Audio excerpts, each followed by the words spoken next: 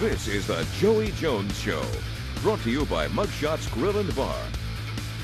And coming to you from Mugshots Grill and Bar on Airport Boulevard, the Joey Jones Show on UTV 44. So glad you're with us on this Saturday morning. Pat Greenwood along with the head coach Joey Jones. And what a great effort last week against Troy. We'll look ahead, of course, but got to look back at Troy. And so many good things coming out of that ball game, except that final stat, which is the scoreboard, right? Yeah, and it's just a gut-wrenching loss when you're up by 48 or up with 48 seconds left in the game and up by 6 points. You feel pretty good, yeah. But you know it was a tough one to take. I'm not going to lie about it. It was one of those games where I really wanted that win, and our kids really wanted that win, but it also proves where we are as a program right now. You look at last year when they played us, they beat us 21 points. It should have been 35 points. So they just kind of toyed with us last year, and we come back, and I think we're definitely made a lot of progress and a lot of good things happened in that game. We had 630 yards offense. We played defense really good for the most part.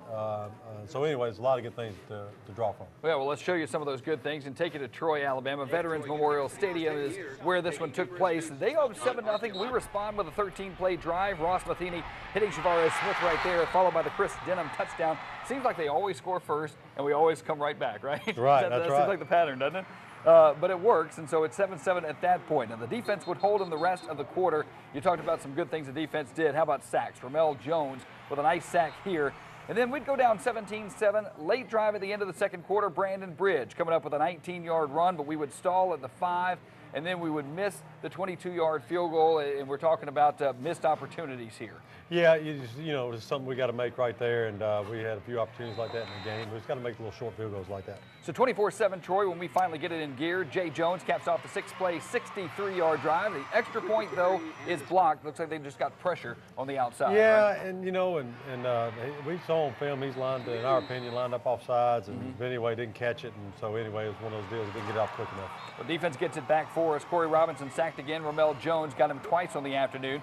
Our drive gets us down to the 5. 4th and 1, we go for it here. Trey Fettner just can't make it, but not a bad choice there to go for it and see what happens. We're down, by 11, and I want to make something happen.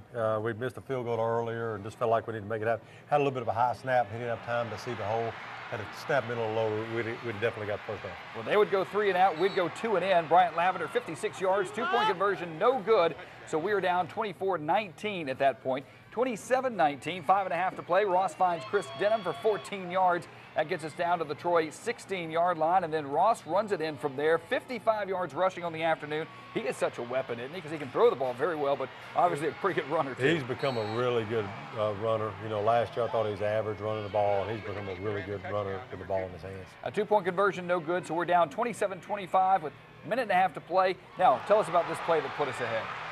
Well, we called a corner route with Jeremy's called a smash route, and the guy actually had a chance to intercept it, tipped it, and Jeremy catches it and runs it in. It was just a great play.